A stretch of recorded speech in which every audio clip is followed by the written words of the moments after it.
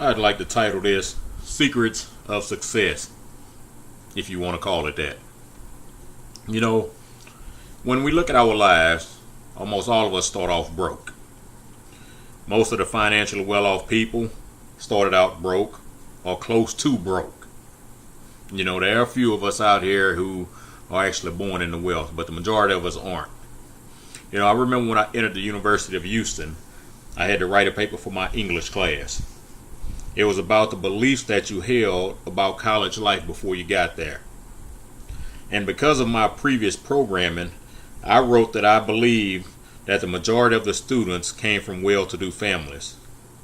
My professor and I had a good conversation about my perceptions.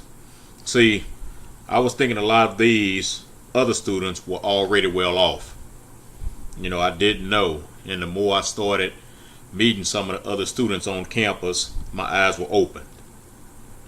The law of cause and effect says that success is not an accident. When we think the same thoughts and we do the same things as successful people, we're going to achieve the same results. Imagine life as it can be, not as it is. We need to dream big, and we also need to dream often. Allow your imagination to travel freely for a moment on what you would like your life to look like. Can you imagine that far? Can you see that in your future? If we're honest with ourselves, we would admit that we would like our lives to be much better than we have right now. Everybody wants better. We might be doing okay, but we want better. What type of life would you like your family to enjoy? What would you like life to look like in 5 years from today? What would you like life to look like about a year from now?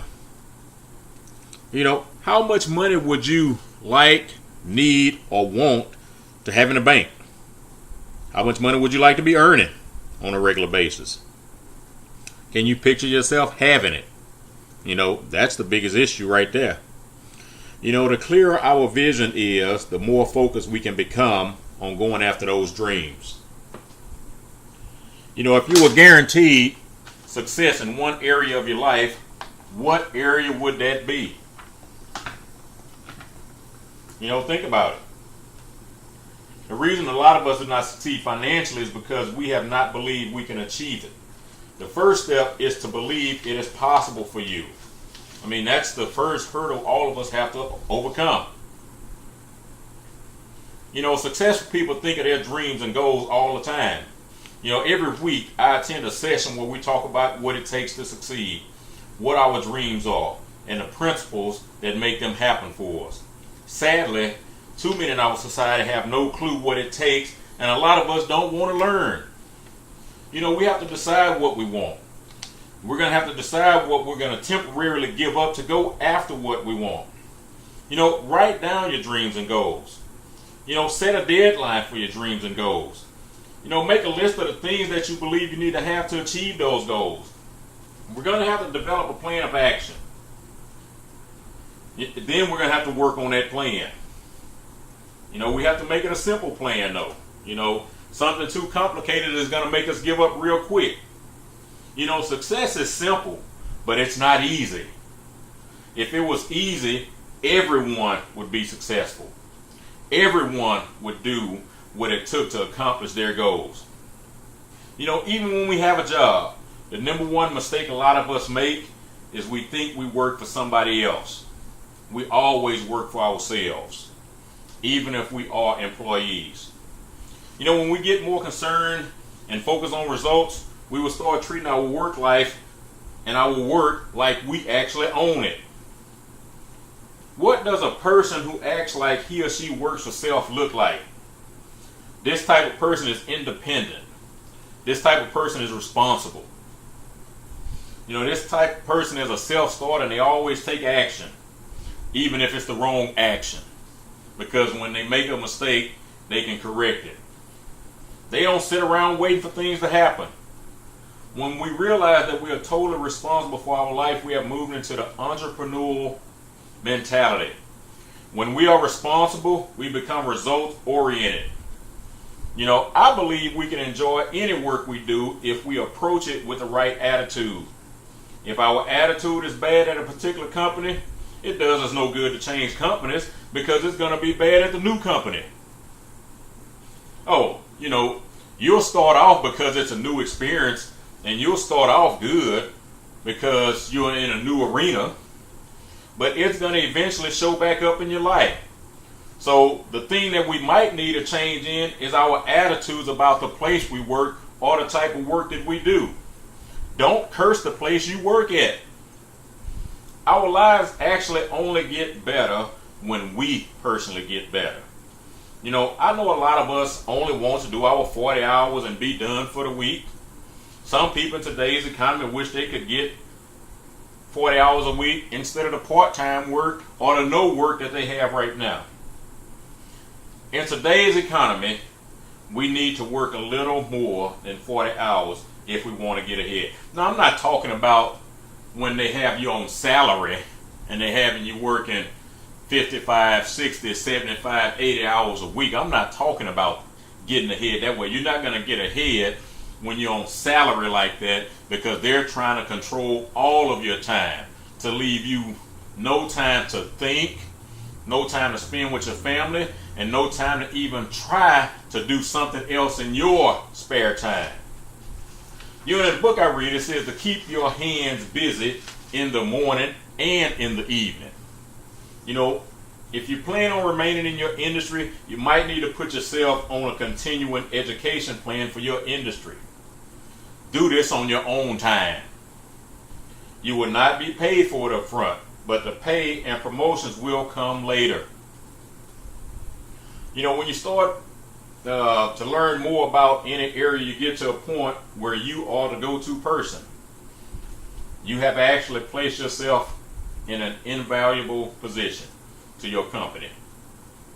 I heard a long time ago that we should turn our vehicles into rolling libraries. And what do I mean by that?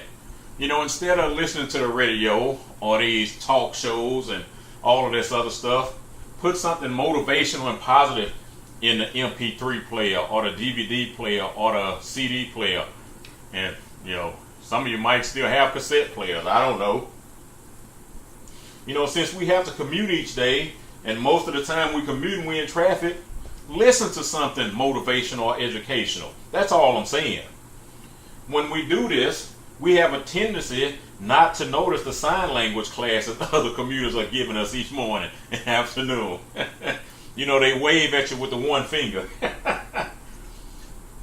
Or they're not waving at you with the one finger. They give you the sign that tells you you're number one. You know what I'm talking about. Attend every seminar, webinar, or class you can. For me personally, I'm always attending something that's educational via seminars, webinars, or classes. I take a class once or twice on Saturdays online that I could receive college credit for if I needed it. I like to learn. The classes are each 3 hours long, but I enjoy them. We're going to have to break some of our old money habits. We need to get in the habit of paying ourselves first. We pay everybody else first. We need to pay self first. One of the planks in wealth building is to pay self first. If we pay self first, it might cut down on recreation expenses, but you will be glad later. We must start to think in terms of long-term pleasure instead of short-term gain, or long-term gain instead of short-term pleasure, however you want to term it. We have to stop our impulse buying. I worked in retail for a number of years. We were taught how to merchandise items to force people subconsciously into buying certain items. Now, they still do that today. They do it in the retail establishments. They've always done it on television. I mean, how many times are you watching a show right now, and within the 2 to 3 hour time span, you've seen the same commercial for the exact same product 6 to 7 times. They do it online now. If you click on a certain store and you visit their site, you're on a whole nother website a day or two later, and that store's advertisement pops up on that screen. They do it on Facebook. If you click like on an article that somebody posted, the next time you log into your account, you're going to see that information pop up in your news feed. Stop clicking like for a couple of weeks, and then you'll see those ads disappear. So we were taught how to work people's subconscious. We didn't understand what they were teaching us back then, but I understand it now. Impulse buying will always keep us broke. We have heard of spontaneous decisions. In all honesty, there's no such thing as a spontaneous decision. We have already harbored that thought long before it happened. We are just waiting on the right time to act on it because it's a preconceived decision that we've already had. Spontaneous decisions and impulse buying, as I mentioned, will keep us broke. What direction is the company going that you work for? If you don't know what direction your company is headed, you are asking for trouble later on. Not only should we learn where our company is headed, we need to know where our industry is headed so we can educate ourselves and be ready for any changes that are forthcoming. When we do this, we are not caught off guard. We should always look for opportunities to do more than we are paid for. We don't get caught in traffic when we go the extra mile. We should not get into the attitude that it is not our job. I took my clothes to the cleaners one time, and I went to pick my clothes up, and they couldn't find any of them. And going back and forth with the clerk there, she doesn't know what happened, and then she called another young lady who worked at the cleaners, and the young lady told her she had given them to somebody else. And so when she gets off the phone, she goes into this big old rant about, well, it's not my fault. I didn't do it. That was such and such who did it, and it's not my fault. Well, see, when you have a business entrepreneur type mentality, the thing you do is you apologize to the customer for the company making a mistake, not the individual. And see, that's what a lot of us are missing. All I wanted was my clothing back. And all the young lady kept telling me was it wasn't her fault. As a paying customer, I didn't care whose fault it was. It was the dry cleaner's fault, and that's what people are looking at. It took 2 weeks before they could get in touch with the customer who they had given my clothing to, because the guy traveled quite a bit, and so he picked his clothes up from the cleaners, and he was apparently going back out of town for work again. We need to make sure in everything we do, we operate with integrity and character. Don't compromise, especially on your integrity. Not only will others lose respect for you, but you will lose respect for yourself. My mentor always says compromise is a bad deal, because the person that's doing the compromising is going against what they know in their heart is right, just so they can get along with the other individual and satisfy their illegitimate wants, desires, or needs. And what happens after you compromise on something small, you learn how to compromise on everything else that's big. And the person that's asking you to compromise loses a little bit of respect for you each time you give in to something that's not principled. And we need to keep that in mind. Even though we sign contracts and things like that, our agreement is one that is really based on trust. You trust that your employer will pay you for rendering your service. Your employer trusts or expects you to get results for the money he or she is giving you. Our business relationships, just as other relationships, have to be built on trust. Our character is the only real asset that each one of us have. I know we hit it, our word is all that we have, but our word stems from our character. If you tell someone you will do something, do it. I remember I had a neighbor several years ago that was from Louisiana. And I used to DJ parties years ago.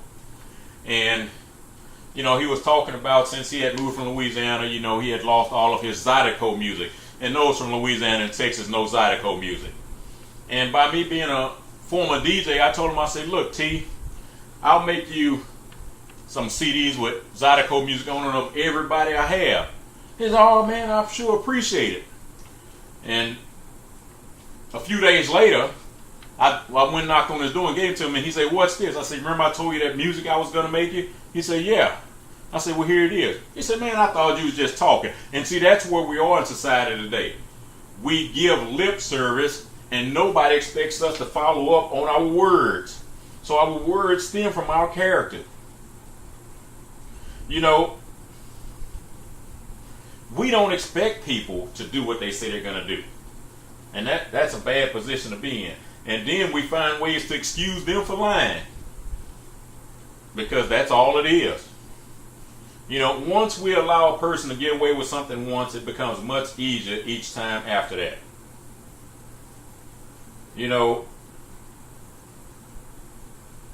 I have a sister in New Iberia. And, my wife has people down in New Iberia. My mother's side is from northern Louisiana. My biological father lives in Baton Rouge. And so, T and I had a lot to talk about when it came to Louisiana. And so, find a way to connect and communicate. But make sure your word is good. But you can only do that when your character's good. If everybody had the same type of character and integrity that you have, would you want to associate with them?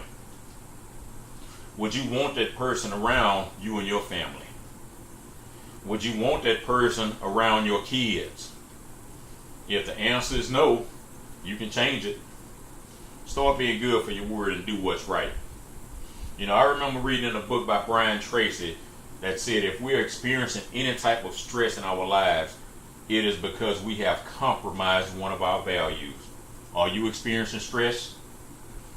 What is your highest priority right now? What can you do that can truly make a difference for your family and the company you work for? Or if you have a business, what one thing could make a difference in your business? What things return the most value for our time? Successful people are concerned with results that are pleasing. Unsuccessful people are more concerned with methods that please. They like to look busy, even though they aren't accomplishing much. Successful people do the things that are hard and important. Unsuccessful people like to do the things that make them feel good. When we strengthen our self-discipline, it strengthens us in other areas. And the problem is we don't like to be disciplined.